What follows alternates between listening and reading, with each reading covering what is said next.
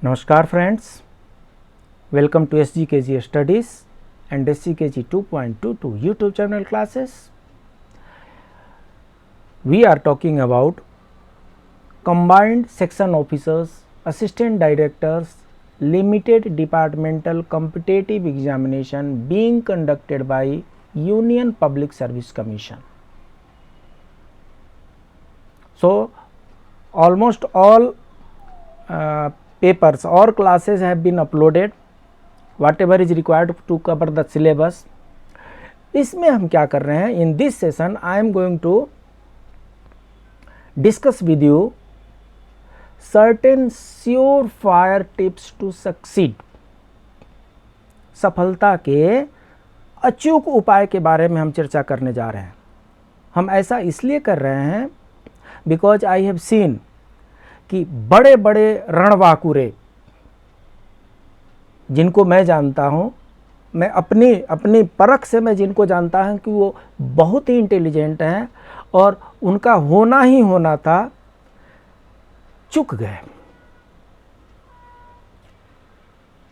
ये बहुत दुखद है, लेकिन क्यों चूक गए उसको जानना नितांत आवश्यक है. इसलिए आवश्यक है क्योंकि हम वैसे मिस्टेक का रिवीजन न कर सकें. हमें वैसी गलतियों की पुनरावृत्ति नहीं करनी है जो बड़े बड़े सूरमा वैसी गलतियां कर बैठे और उनकी बात बनते बनते रह गई. हमारा प्रयास ये होगा कि जो मेरा अपना अनुभव है, पिछले एग्ज़ाम का जो भी अनुभव है, वो हम आपके साथ शेयर करें और ये हम आशा करते हैं कि ये आपके लिए लाभप्रद भी होगा. If it is beneficial for you, let me know in the comment box. Right, let us start. So this is the question paper for all 11 types of 11 categories of exams. इसमें 11 कैटेगरी का exam है. For all 11 categories exam, this is your syllabus which we have already discussed. What we here we have to understand, actually for this exam there are 3 papers: paper 1, paper 2, paper 3, and 4th is not paper, but yes, it has great value. So far we don't have control over the 4th, so we are discussing here about 1, 2 and 3. So paper 1 and paper 2, I repeat, paper 1 and paper 2 both are of objective type question papers. MCQ, multiple choice question papers are there for paper number 1 and 2. Maximum marks is 150. Generally questions are being asked 120. So for 120 question, marks given is 150. So some fractional marks are there, right? Duration given is 2 hours. This is for paper 1 and this is for paper 2. Paper 1 and paper 2 same pattern, similar type question papers, similar type maximum marks and similar type duration. Question number 3 is subjective. Noting and drafting, precise writing, it is of subjective type and it has 200 marks and it is for 3 hours. Paper 1 and paper 2, 2 hours and paper 3, 3 hours. So total comes to 500 and 100 marks for evaluation of record of service. So we are not going to discuss about this 100 marks, we are going to discuss about this 500 marks only. So just remember, this is the 3 question paper exam. That means it is going to be conducted for 2 days, probably Saturday, Sunday, right? First day question paper 1 morning, afternoon question paper 2, next day morning question paper 3, right? So what we have to learn from this question paper from this syllabus penalty for wrong answers. So यहाँ पर क्या है, ये बच्चों का खेल नहीं है कि किसी भी बॉल पे दे दनादन मारते गए, जो होगा सो देखा जाएगा, ऐसा नहीं होगा। अगर आप हर बॉल पर सिक्सर मारने के आदी हैं, जैसे एकेडमिक एग्जाम्स में होते हैं, क्योंकि एकेडमिक एग्जाम्स में रॉन्ग आंसर के पेनल्टी शायद नहीं होते, तो सिक्सर मारने वाली हैबिट को कंट्रोल करना पड़ेगा। आपको सिक्सर मारना है, सिर्फ उस बॉल पे मारना है जिस पे आप मार सकते हैं। सब पे मार करके युवराज सिंह बनने की गलती नहीं करनी है। जितने लोग 100% क्वेश्चन अटेम्प्ट करेंगे, 100% उनका होना बहुत मुश्किल है, क्योंकि ये यूपीएससी का एग्ज़ाम है और यूपीएससी में 50% आ जाए तो अपने आप को बहुत नसीब वाला समझिए, खुशकिस्मत समझिए, भाग्यशाली समझिए। जी हाँ, अगर 50-55% मार्क्स आ जाए तो आप अपने आप को भाग्यशाली समझिए। यूपीएससी के क्वेश्चन का पैटर्न ही कुछ ऐसा होता है कि उनके क्वेश्चन को पहले समझने में भी टाइम लगता है और आंसर भी उतने ही कॉम्प्लिकेटेड होते हैं। अगर आपको लगता है कि ये क्वेश्चन बहुत इजी है और इसका आंसर तो और भी इजी है, तो कहीं आप गलती तो नहीं कर रहे हैं। कहीं धीरे से मार करके और 2 रन 3 रन लेने के चक्कर में तो नहीं है, रन आउट हो जाएंगे। सो इसलिए हर क्वेश्चन पेपर, हर क्वेश्चन को पहले बहुत आराम से पढ़ना है, तब जा करके उसके आंसर के बारे में समझना है। Because there is penalty for every wrong answer. There will be penalty, negative marking for wrong answers marked by a candidate in the objective type question paper. So this negative marking is applicable only and only for question paper 1 and question paper 2. There is no negative marking for question paper 3, right? So there are 4 alternatives. MCQ है, उसमें 4 alternatives होंगे, कोई बात नहीं, ये हमारे काम का उतना चीज़ नहीं दिख रहा है। ये क्या कर रहा है, for each question for a wrong answer has been given by the candidate, 1/3 of the marks assigned to that question will be deducted as a penalty. So जो फर्स्ट ये पैरा बता रहा है, फर्स्ट पॉइंट जो बता रहा है, उसका सीधा सीधा कहना ये है कि अगर आपने 3 गलत आंसर डाल दिए, 3 क्वेश्चन के अगर आपने अटेम्प्ट किया और 3 अटेम्प्ट आपके गलत हो गए, 3 क्वेश्चन गलत हो गए, तो एक क्वेश्चन जिसका आपने पॉजिटिव आंसर पाया है बराबर हो जाएगा, आपका हिसाब किताब बराबर। ये नेगेटिव मार्किंग वो है जो आपकी बनी बनाई काम को बिगाड़ देता है। आपने जितना कमा रखा है उसमें पॉजिटिव मार्किंग करके उसको ये कबाड़ा कर देगा। इसलिए होशियार रहना है, नेगेटिव मार्किंग से बचना है। नेगेटिव मार्किंग से बच गए तो सक्सीड होने की प्रोबेबिलिटी हाई हो जाएगी, because 1/3 of the marks assigned to the question will be deducted as penalty. Next, if the candidate gives more than one answer, so MCQ में जनरली एक ही आंसर दिया जाता है, OMR शीट होता है। अगर ऑनलाइन एग्जाम होता तो उसमें एक रेडियो बटन होता, दूसरा काम ही नहीं करता, बट ये OMR शीट देते हैं ये। तो OMR शीट में आप पेन से फिलअप करना होता है।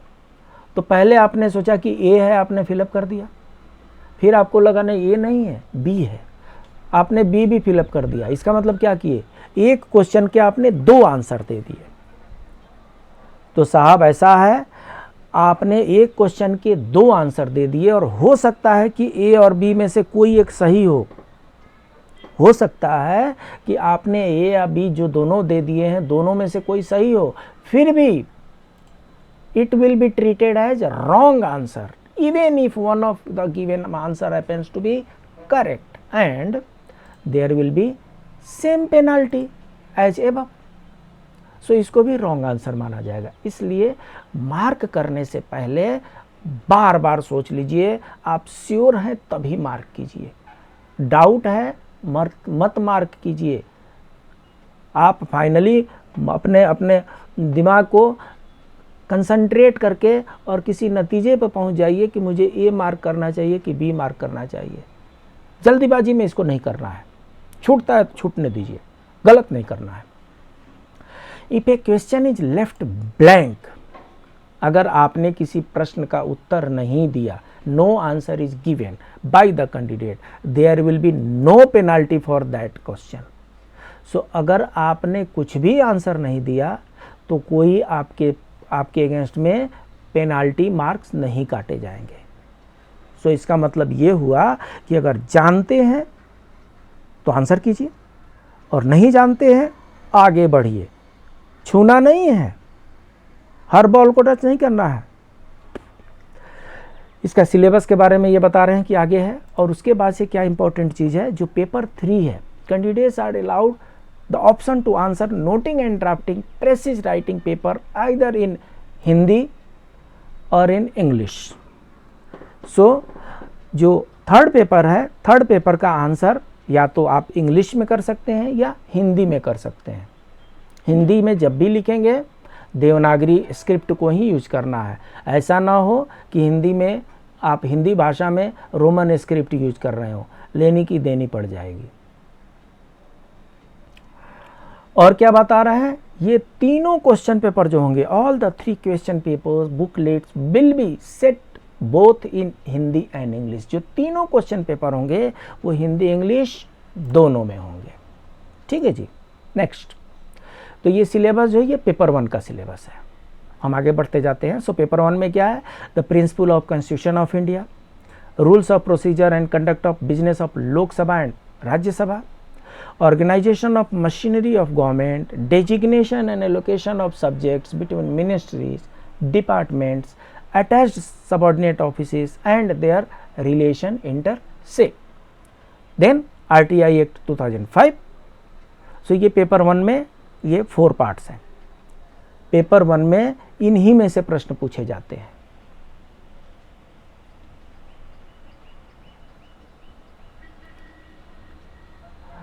इसके अलावा भी है paper, the paper will cover subjects of interest and importance in the present day, मतलब करेंट अफेयर भी है इसमें करेंट अफेयर भी है और 5 ईयर प्लानिंग के बारे में भी है, इंडियन इकोनॉमी के बारे में भी है, मेजर डेवलपमेंट स्कीम के बारे में भी है, intelligence awareness and current affairs of both national and international level के बारे में भी है। सो सिर्फ इतना ही नहीं है, यहाँ पर भी पढ़ना है, ये भी हमारे क्वेश्चन पेपर का पार्ट है। ठीक है। Where knowledge of the rules, orders, instructions, etc. is required, candidate will be expected to be conversant with the amendment issued up to date of notification of this examination। So examination का जो notification issue हुआ, अगर 17 जुलाई को notification issue हुआ तो 17 जुलाई तक जितने amendment issue हुए हैं उनको ध्यान में रख करके आपको आंसर करना है। ऐसा ना हो कि आप 2021 के रूल रेगुलेशन पढ़ रहे हैं और 2022 में कुछ अमेंडमेंट हो गए हैं, 2023 में आकर के जुलाई से पहले कुछ अमेंडमेंट हो गए, जो अमेंडमेंट हो गए उसको लेटेस्ट पोजीशन को ध्यान में रख करके आंसर देना है। राइट। ये क्वेश्चन पेपर 2 है। क्वेश्चन पेपर 2 में manual of office procedure latest edition लिखे हैं, ऑफिस प्रोसीजर ये भी है, ये हमारे लिए कैटेगरी 1 एंड 4 के लिए है। फंड ये FRSR है, CCS पेंशन रूल है, CCS कंडक्ट रूल है, CCA रूल्स है, GFR है, delegation of financial power rules है, बस इतने ही है। बाकी ये कैटेगरी 8 के लिए है ये। तो ये पेपर 2 में आ गए। जो पेपर 3 है, candidates are required to prepare notes and drafts on specific problems and precis from a passage. So यहाँ पर क्या है, प्रॉब्लम जो है वो उसमें मेंशन किया रहेगा। प्रॉब्लम का मतलब ये हुआ कि आपका किस बेसिस, किस चीज़ पर आपको लेटर लिखना है, प्रमोशन पे लिखना है, ट्रांसफ़र पर लिखना है, नोटिफिकेशन इशू करने पर लिखना है, किस चीज़ पर, किस मटेरियल पर आपको वो लेटर राइटिंग करनी है, किस फॉर्मेट में करनी है, वो स्पेसिफिक प्रॉब्लम वहाँ पर दिया रहेगा, उसका सॉल्यूशन आपको करना है। And in addition to that precis writing भी होगा, उसका एक बड़ा सा पैसेज होगा। तो ये तो हुआ आपका क्वेश्चन पेपर का पोजीशन। क्वेश्चन ये हो गया सिलेबस। सिलेबस आपको जरूर समझना है। क्या होता है, कई बार हम किसी एक ही बुक में घुसे चले जाते हैं। FRSR का आप बुक एक निकाल लीजिए, FRSR पार्ट 1 निकाल लीजिए, FRSR पार्ट 1 जो जनरल है, FRSR पार्ट 1 6 महीने से लेकर के 9 महीने तक उसी को पढ़ते रह जाएंगे। सारे क्वेश्चन पेपर तो, सारे क्वेश्चन तो FRSR से ही नहीं आएंगे ना, उसकी सिलेबस और भी है। तो इसलिए आपको सिलेबस जानना परम आवश्यक है। It is very important to learn the syllabus. It should be in your mind that this is my syllabus and up to this level I have prepared, up to this level I have done the revision, this is my 5th revision, this is my 11th revision, this is my 20 revision. Yes, only revision is going to help you. Please don't take revision lightly. Please be serious. Every time during the revision you will get some more information from the same video. I am sure from the same video next time you will be able to grasp some more information. Your understanding will increase, your memory power will increase. So you have to go through the syllabus. That is why I shown you the syllabus and pattern of negative marking. Now question pattern, we will see here question pattern. This is what I made, but I could not find the soft copy, so I have just taken photograph and I have uploaded for you. So this is the question pattern of previous question pattern. This is the question pattern of previous examination. So this is paper number 1, question paper number 1. It is for 150 marks, 120 minutes. So अब आपको यहाँ से क्या देखना है, 150 marks है, 120 minutes है। Question कितने हैं, 120 क्वेश्चन है। क्वेश्चन कितने हैं, 120 क्वेश्चन है। सो 120 क्वेश्चन 120 मिनट मीन्स पर क्वेश्चन 1 मिनट, एवरेजली पर क्वेश्चन पर minute. So after 30 minutes, if you find that after 30 minutes somehow you have concluded up to 25 question, that is a good signal. But after 30 minutes if you are still on 15th question, bad signal. It should be around 30 question, 30 minute 30 question, 60 question 60 minute, 60 question 60 minute, 90 question 90 minute,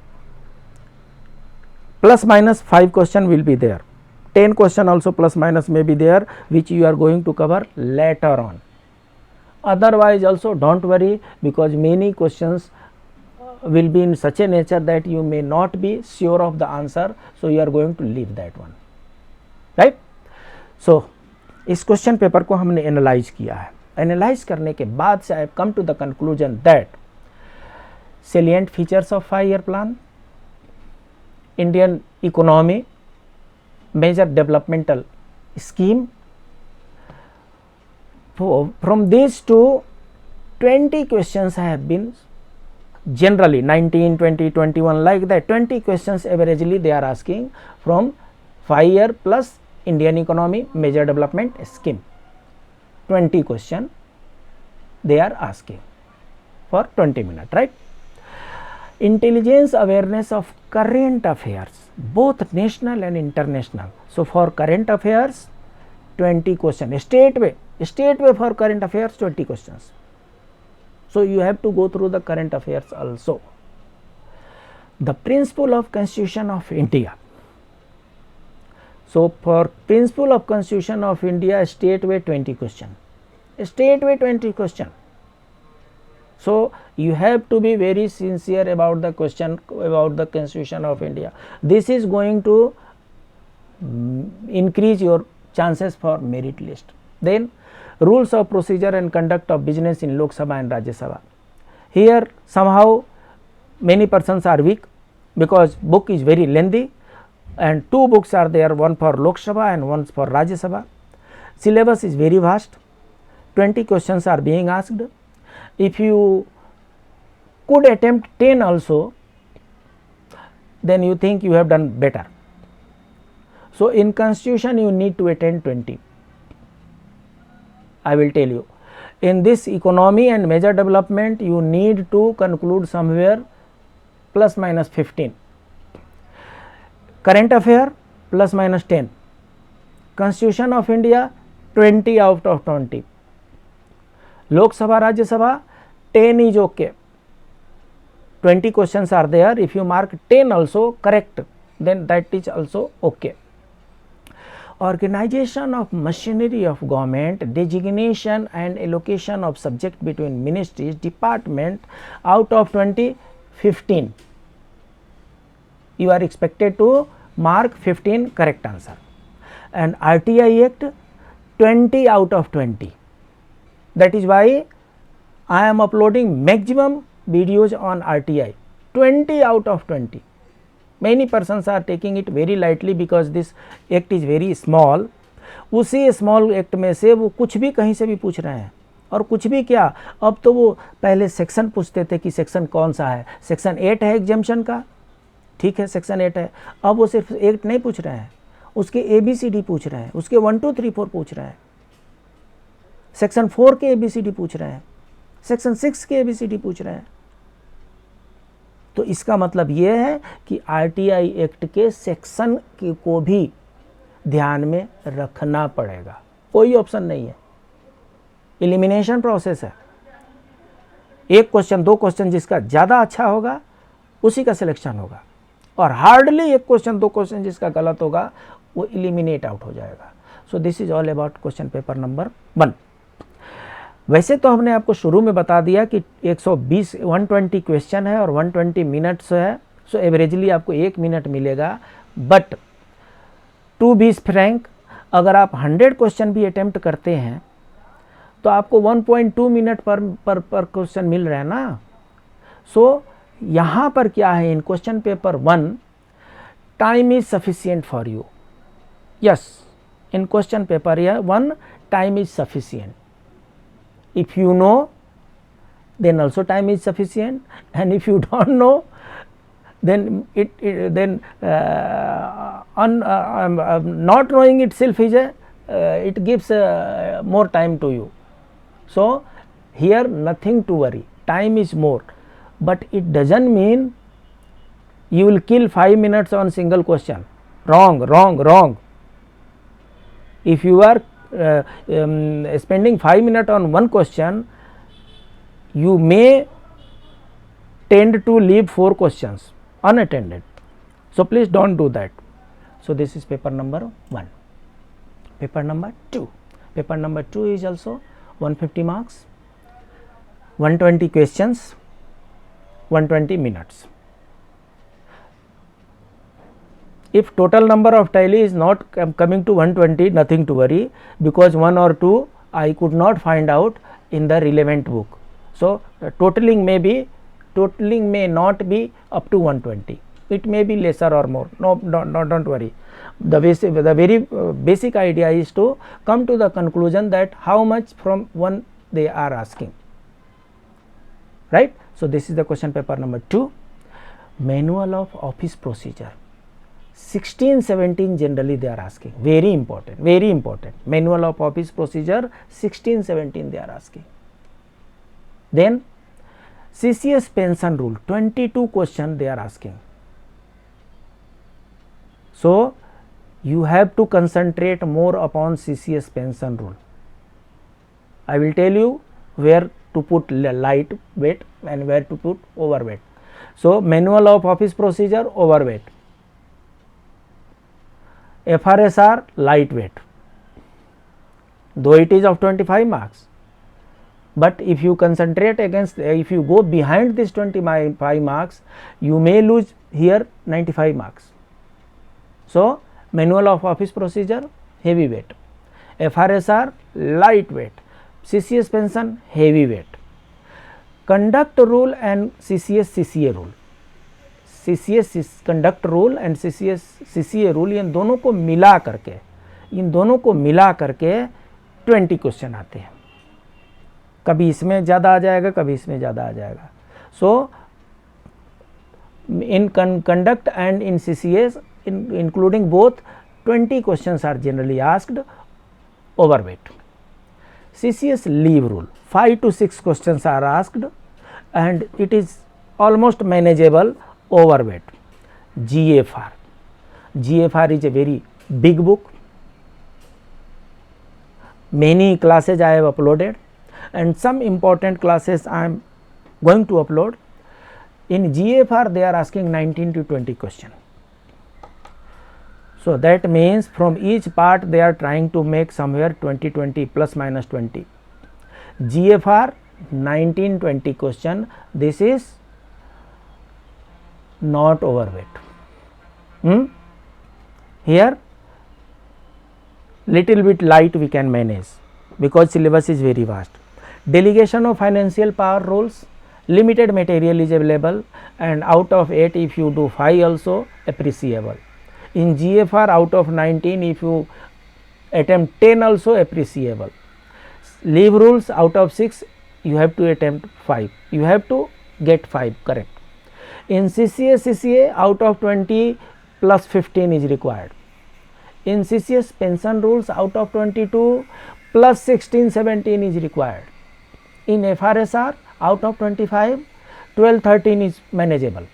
In manual of office procedure out of 16 13-15 is required. This is the way how you are going to increase the probability of being selected. So this is all about paper number 2. Here also 120 questions, 120 minutes. So per question 1 minute. But the same logic, कुछ ना कुछ question तो हमसे छूट जाएंगे, इसलिए time is not issue at all here. Question number 3 200 marks 180 minutes. 3 hours यहाँ पर लिखा रहता है, I have put it 180 minutes. 180 minutes हमने क्यों यहाँ पर डाला है इसको हम बताएंगे आपको. सो मिनट के अनुसार आपको अपना काम करना है. इसमें पेपर 3 में जो पहला क्वेश्चन है वो प्रेसी राइटिंग का है. पेपर 3 में first question is प्रेसी writing and only one question for 50 marks. Only one question for 50 marks. So that means the Presi writing is not for 100 or 200 words. This Presi writing is going to be for 1000 words, for 300 words, for 400 words. So the passage has to be bigger. So आपको पूरा passage पढ़ना है और पढ़ करके और उसका meaning समझना है. 1 बार पढ़ना है, 2 बार पढ़ना है, इसका आपको 3 बार पढ़ना है. जितना बार पढ़ना है पढ़ लीजिए और पढ़ने के बाद से मीनिंग के पास आना है. कहना क्या चाहते हैं वो समझ लेना है और समझने के बाद से तब उसको लिखना है.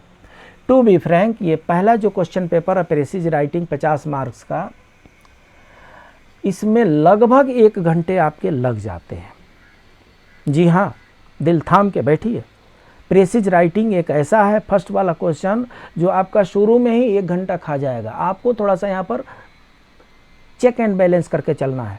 अगर 1 घंटा से ज़्यादा आपने लगा दिया तो समझ लीजिए you are going to miss some question, you are going to miss question answer to the some question, और वो आपके लिए घातक हो सकता है, फेटल हो सकता है. ऐसा नहीं करना है. क्वेश्चन हमें सभी अटेम्प्ट करने हैं. सो इसलिए इस पेपर में टाइम की कमी है. जी हाँ, क्वेश्चन पेपर 3 में अगर आप कहीं स्लो हो गए तो आपके क्वेश्चन छूटेंगे, और अगर क्वेश्चन छूट गए तो प्रोबेबिलिटी टू बी सिलेक्टेड भी लगभग छूट ही गया, क्योंकि 200 मार्क्स का है ये. हाँ, तो इसमें प्रेसीज राइटिंग का 50 मार्क्स का हो गया. उसके बाद से देखते हैं notes and draft on specific problem का ये पेपर है. तो नोट विद डेटा एनालिसिस, देखा गया है कि कुछ डेटा एनालिसिस उसको करके, वो डेटा एनालिसिस देखने में बड़ा लगता है, वो बड़ा है नहीं। थोड़ा सा अगर आपने 10th 11th में जो भी आपने मैथ सॉल्व किए हैं उसको तरोताज़ा रखना है। मैथ आज के डेट में सीखने की कोई ज़रूरत नहीं है, थोड़ा सा उसको ध्यान रखना है, कॉमन सेंस रखना है। ये डेटा जो है डराने वाला है, आपको डरना नहीं है। डर गए तो 40 मार्क्स चला जाएगा, डरना नहीं है। उस डेटा को देखिए, वो बहुत सिंपल हो जाएगा, थोड़ा सा उस पर ध्यान दीजिए, वो बहुत सिंपल है। और उसको एनालाइज करना है, एनालाइज करके उस पर जो भी नोटिंग जो भी लिखना है लिखिए। उसका ये सेकंड क्वेश्चन हुआ, ये फर्स्ट क्वेश्चन हुआ, ये सेकंड क्वेश्चन हुआ, इसके 40 मार्क्स हो गए। थर्ड क्वेश्चन में ABCD आ जाता है। हाँ, तो इसमें नंबर ऑफ क्वेश्चन नंबर और ये 40, 90, 115, 130, 145, 160, 175, 225 हो रहा है, जबकि 200 का होता है। हाँ, तो ये 25 एक्स्ट्रा इसलिए, और प्लस यहाँ पर भी लिखिए 240, 255 हो रहा है। 200 मार्क्स का है ये, 255 का हमने कैलकुलेशन किया है, गलत नहीं किया है। क्यों? क्योंकि जो क्वेश्चन नंबर 3 और 4 होते हैं, वो क्वेश्चन नंबर 3 और 4 में मोर देन 4 और 5 ऑप्शन होते हैं, जिनमें से किन्हीं 2 प्रश्नों के उत्तर दीजिए, किन्हीं 3 प्रश्नों के उत्तर दीजिए, ऐसा उसमें होता है। जो क्वेश्चन पेपर 3 और 4 जो क्वेश्चन नंबर 3 और 4 होंगे उसमें ABCD होता है। ABCD होगा, 4 होगा तो उसमें से बोलेगा किसी 2 को आंसर कीजिए, चाहे किसी 3 को आंसर कीजिए। तो इसलिए हमने यहाँ पर टोटल किया है सो दैट हमें इसको एनालाइज करने में आसान हो सके। ड्राफ्ट DO लेटर बनाने के लिए 25 मार्क्स का क्वेश्चन है। लेटर बनाने के लिए एक पहले 25 मार्क्स का क्वेश्चन है और उसके बाद से एक 15 मार्क्स का क्वेश्चन है, मतलब 2 क्वेश्चन हो गया लेटर बनाने के लिए। ड्राफ्ट OM बनाना है, एक क्वेश्चन नंबर 3 में 25 मार्क्स का है और एक क्वेश्चन नंबर 4 में 15 मार्क्स का है। और उसके बाद से ये सब नेक्स्ट क्वेश्चन वाले ही हो सकते हैं क्योंकि 15 मार्क्स का है। ID नोट 15 मार्क्स का हो गया, ड्राफ्ट एंड ऑर्डर हो गया, शो कॉज नोटिस हो गया, draft note to for press information bureau का हो गया। ये सब क्वेश्चन जो है आपको आंसर करने हैं। क्वेश्चन नंबर 1 एक क्वेश्चन आंसर करना है, क्वेश्चन नंबर 2 एक क्वेश्चन आंसर करना है, क्वेश्चन नंबर 3 हो सकता है कि उसमें 3 क्वेश्चन हो, 3 में से 2 को आंसर करना है, क्वेश्चन नंबर 4 हो सकता है कि उसमें 6 क्वेश्चन हो, उसमें 4 का आंसर करना है, बट करना है। और उसमें यही सब आते हैं। कोई मुश्किल काम नहीं है, ये बहुत आसान काम है। बस ये है कि थोड़ा सा स्पीड बनाए रखना है, किसी एक क्वेश्चन पर ही सो नहीं जाना है। हाँ, बहुत लोग ऐसा करते हैं कि पेशी राइजिंग बहुत भारी, बहुत लेंदी होता है, तो इसको बहुत सुंदर बनाने के चक्कर में 1.5 घंटे ले जाके चलेगा। अगर 1.5 घंटा यहाँ पर खप गया तो आपके यहाँ पर बहुत मुश्किल होने वाला है, बहुत मुश्किल हो जाए, बहुत भागम भाग हो जाएगा। तो ये रहे आपके 3 क्वेश्चन पेपर और उनके प्रीवियस पैटर्न को एनालिसिस किए। अब उसको एनालिसिस करने के बाद से हमें कुछ स्ट्रेटजी बनानी है। इतिहास से हमें सीखने की ज़रूरत है। जो इतिहास से नहीं सीखते हैं वे स्वयं ही इतिहास बन जाते हैं, है ना। इसीलिए तो प्रीवियस क्वेश्चन पेपर को हम इंटरप्रेट कर रहे हैं। सो जो प्रीवियस क्वेश्चन पेपर है उसको इंटरप्रेट करने के बाद से हमने कुछ स्ट्रेटजी बनाई है और वो हो सकता है कि आपके बहुत काम का चीज़ हो। आइए देखते हैं। टिप्स नंबर 1, हीरा है ये, mark answers only if you are sure. बहुत लोग हमें कॉल करके पूछ रहे हैं सर क्या करें क्या ना करें। आप सिर्फ उसी क्वेश्चन का आंसर मार्क कीजिए जिसके बारे में आप श्योर हैं। अगर आप श्योर नहीं हैं मत मार्क कीजिए, क्योंकि इतना तो पता है कि 4 में से सिर्फ एक ही सही है।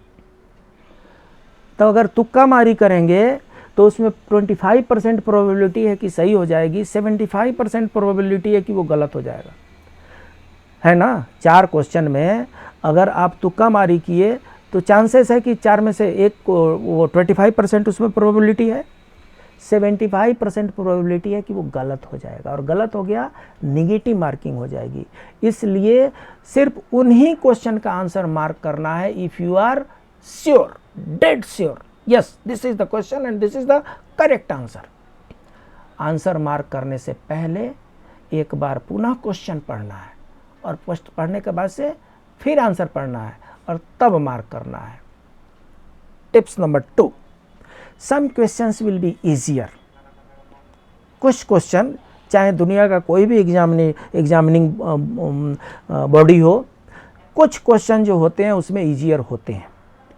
तो अगर कुछ क्वेश्चन ईजियर है, सरसरी निगाह से उसको तरह बढ़ते जाइए और सबसे पहले उनको अटेम्प्ट कीजिए।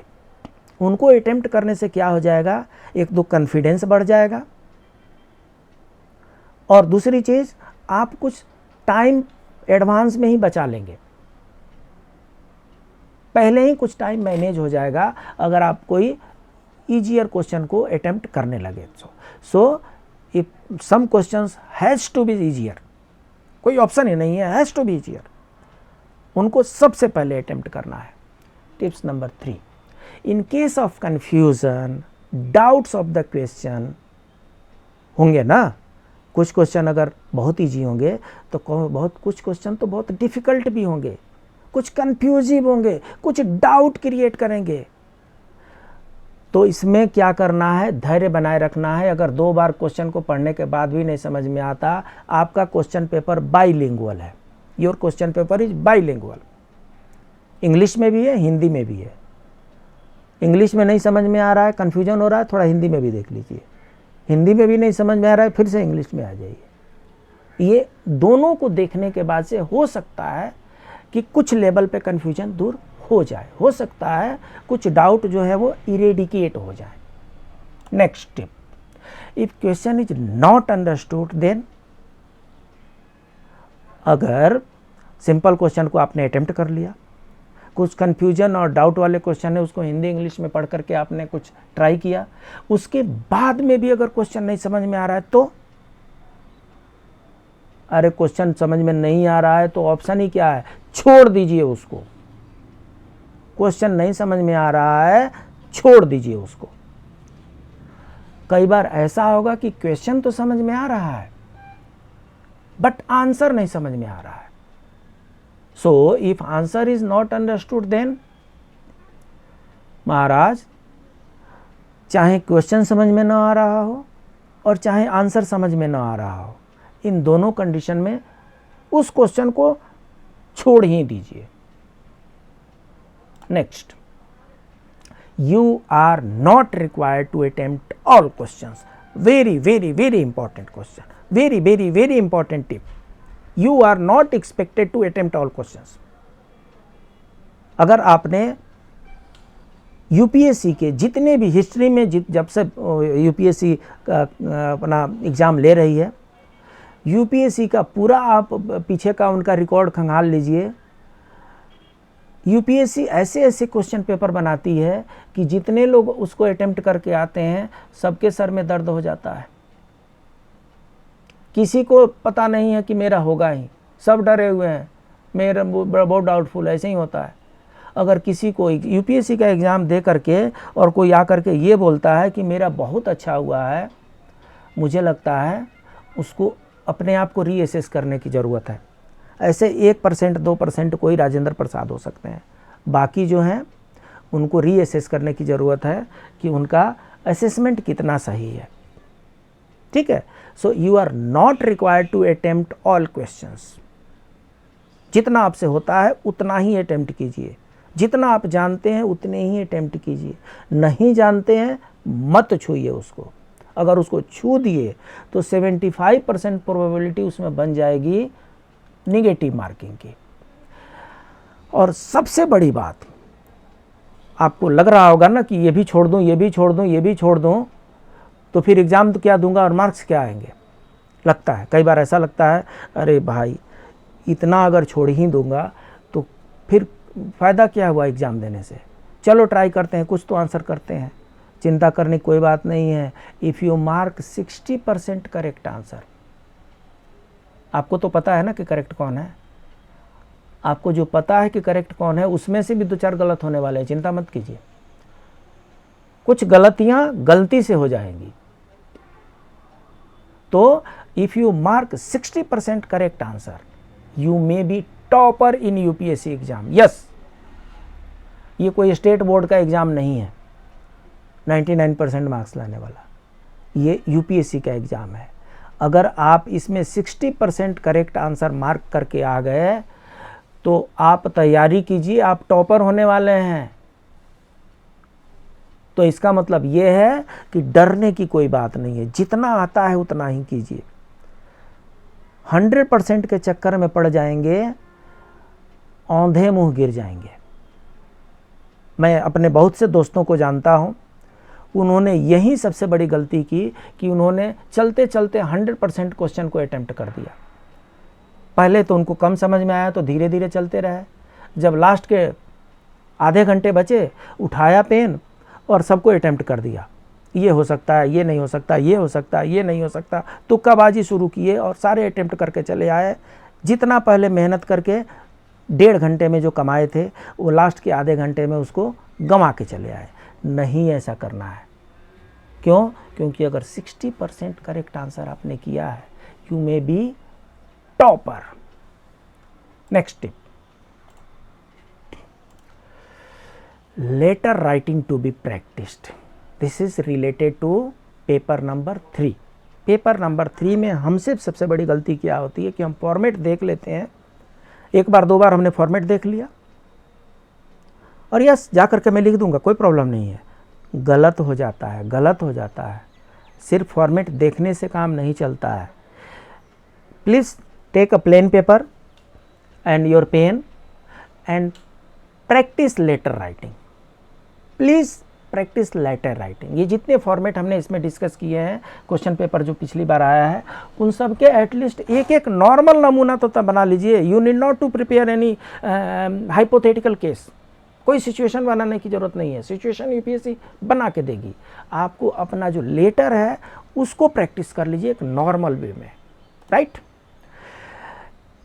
Number 9, writing practice to be done. ऐसा देखा गया है कि क्वेश्चन पेपर 3 जो है बहुत अच्छा प्रिपरेशन भी था, लेटर राइटिंग की हमने प्रैक्टिस भी की थी, प्रेसिज राइटिंग पे भी हमने मेहनत किया था, हमारी इंग्लिश में पकड़ भी बहुत मजबूत है, भाषा पे हमने महारत हासिल कर ली है और उसमें एक से एक हीरे मोती हम डालते जा रहे हैं।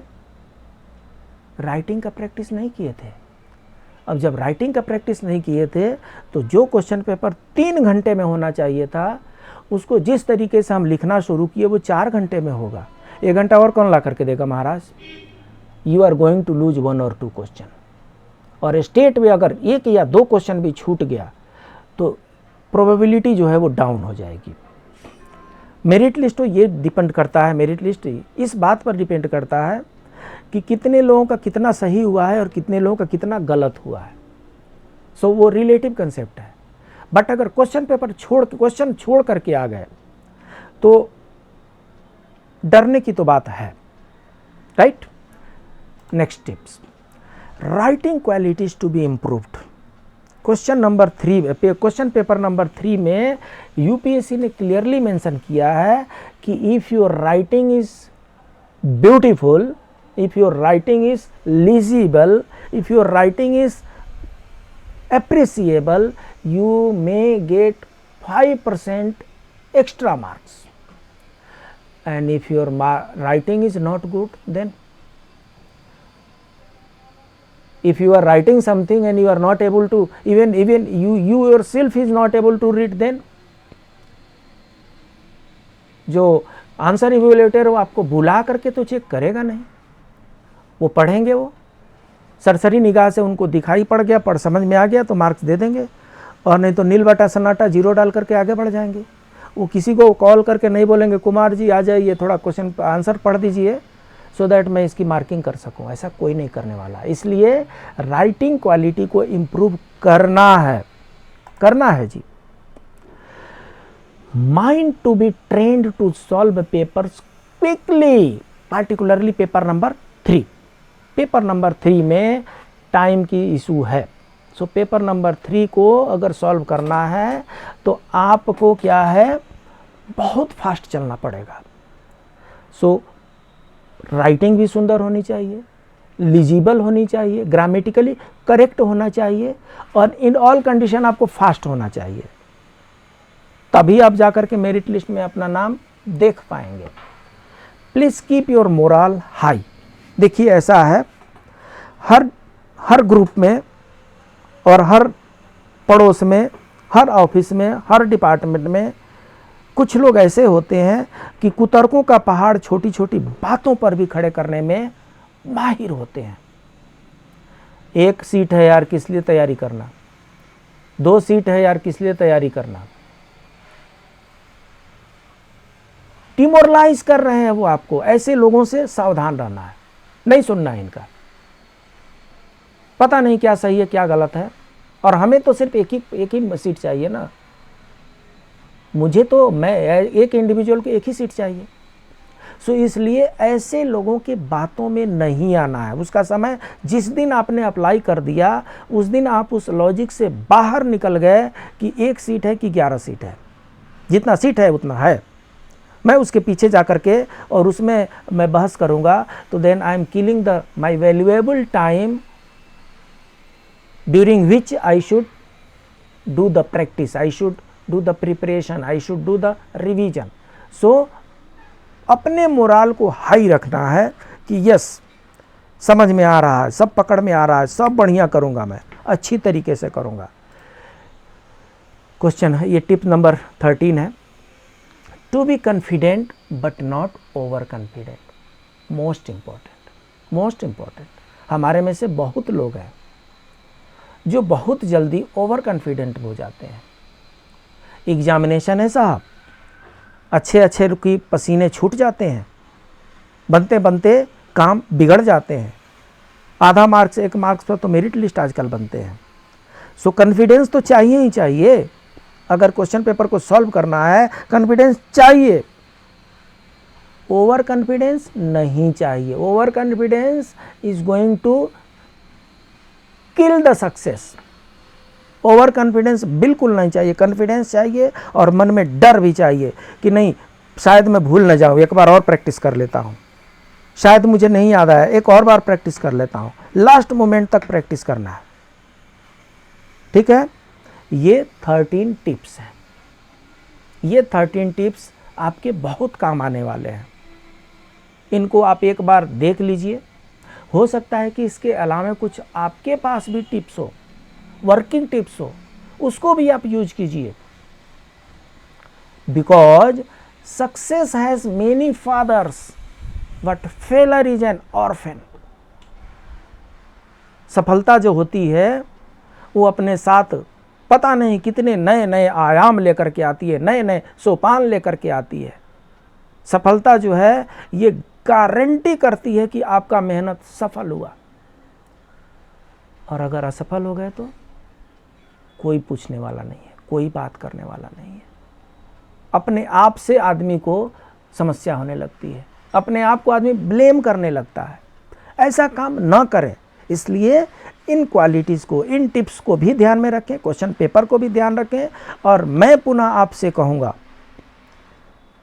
उम्र के पड़ाव में धीरे धीरे जो हमारी मेमोरी पावर है उसके भी ह्रास होने लगे हैं, घिसाव होने लगे हैं, डेप्रिसिएशन होने लगा है। यस, हमारे मेमोरी पावर का भी धीरे धीरे डेप्रिसिएशन होने लगता है।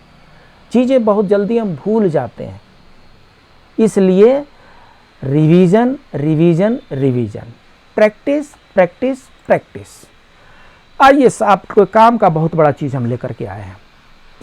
जो आज का नीति श्लोक है ये सिर्फ और सिर्फ सफलता के मात्र सूत्र ही नहीं है, वरन अगर इनका वर्ण कर लिया जाए, इनको ग्रहण कर लिया जाए, इनको आत्मसात कर दिया जाए तो सफलता आपके कदम चूमेगी। आइए जानते हैं क्या है। क्राम को दो तथा लोभम श्याऊ श्रृंगार कौतुर के अति निद्रा अति सेवे च विद्यार्थी यह भ्रष्ट वर्जयेत। अर्थात विद्यार्थी के लिए आवश्यक है कि वह इन 8 दोषों का त्याग कर दे। यहाँ पर संस्कृत है बट फिर भी काम यहाँ पर समझ में आया, क्रोध समझ में आया, लोभ समझ में आ रहा है, स्वायु मतलब स्वादिष्ट पदार्थ समझ में आया, श्रृंगार मतलब श्रृंगार करना, मेकअप करना। उसके बाद से यहाँ पर कौतुर लिखा है, कौतुर मीन्स हंसी मजाक करना।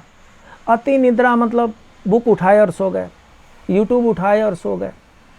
हाँ, और हयष्ट वर्जते, अति निद्राति अति सेवे, अति सेवा मतलब अपनी सेवा करवाना। सो ये विद्यार्थी के लिए ये वर्जित है, सफल व्यक्ति के लिए ये वर्जित है। क्या क्या? काम, क्रोध, लोभ, स्वादिष्ट भोजन। स्वादिष्ट भोजन का मतलब ये है कि अगर बहुत स्वादिष्ट खाना बन गया तो दबा करके खा लीजिए और उसके बाद से थोड़े देर के बाद से अयोरे निंदिया निंदर बन के निद्रासन पे सवार हो जाइए, फिर आपके बदले में पढ़ाई कौन करेगा। इसलिए जितने दिन तक एग्ज़ाम कंप्लीट नहीं हो जाता उतने दिन तक थोड़े अपने स्वाद पर भी कंट्रोल रखने पड़ेंगे। श्रृंगार, हाँ जी, पहले तो जो सजना संवरना होता था किसी एक वर्ग तक सीमित था, लेकिन आजकल देखा गया है कि सभी लोगों में ये जो श्रृंगार रस है वो बढ़ता जा रहा है। कीजिए, दिल खोल करके कीजिए और टू द एक्सटेंट भी कीजिए एग्ज़ाम ख़त्म हो जाने के बाद। उससे पहले कुछ दिन के लिए थोड़ा साधु सन्यासी बन जाइए। हंसी मजाक, हंसी मजाक उतना ही करना है जितना जितना क्या बोलते हैं उसको,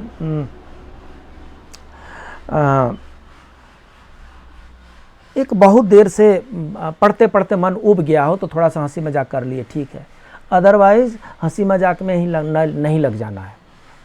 अति निद्रा, नींद जो है मनुष्य के लिए अति आवश्यक है। अगर मनुष्य न सोए तो न सिर्फ शरीर बल्कि उसका मन भी हिल जाता है। जिसको नींद नहीं आती उसको धीरे धीरे पागलपन के दौरे पड़ने लगते हैं। सो नींद अति आवश्यक है, लेकिन अति नींद आवश्यक नहीं है। नींद अति आवश्यक है, अति नींद आवश्यक नहीं है। अति नींद जो है नुकसानदेह है। सो आप निश्चित रूप से 7 आवर 6 आवर जो भी टाइम है उसको सोइए। एग्जामिनेशन नज़दीक है, अगर थोड़ा बहुत शरीर आपकी गवाही देती है और शरीर आपको अलाउ करता है तो थोड़ा बहुत प्लस माइनस कर लीजिए 6 आवर से। बट 6 आवर सोने के बाद से 24 आवर में से 6 आवर घटा दीजिए, 18 आवर। खाने पीने नहाने धोने में 3 आवर घटा दीजिए, 15 आवर। 15 आवर तो आपको पढ़ना है। अगर यूपीएससी का एग्ज़ाम क्रैक करना है प्लस 15 आवर पढ़ना है।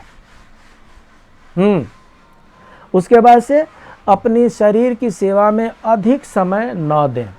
सो ऐसा नहीं है कि बैठ करके लोगों से अपना सेवा करवाने लगे और हाथ पैर दबाने लगे और हाथ सेवा करवाते करवाते निद्रासन पे सवार हो गए।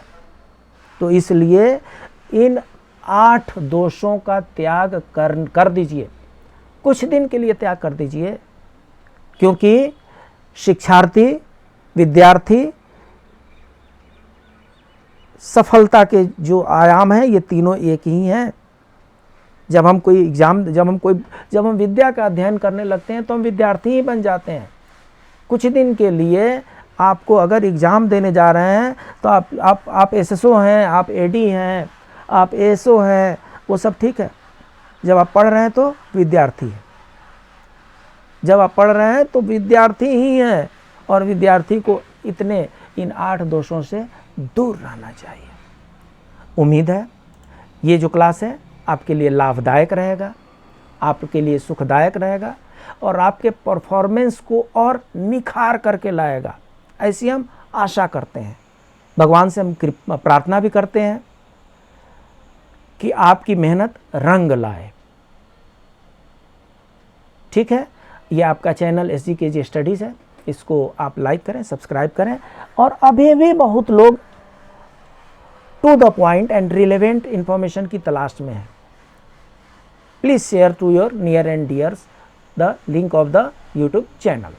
This is your second YouTube channel. Please do like, subscribe and share to near for their facilitation. मिलते हैं in next class. Till then नमस्कार। आपकी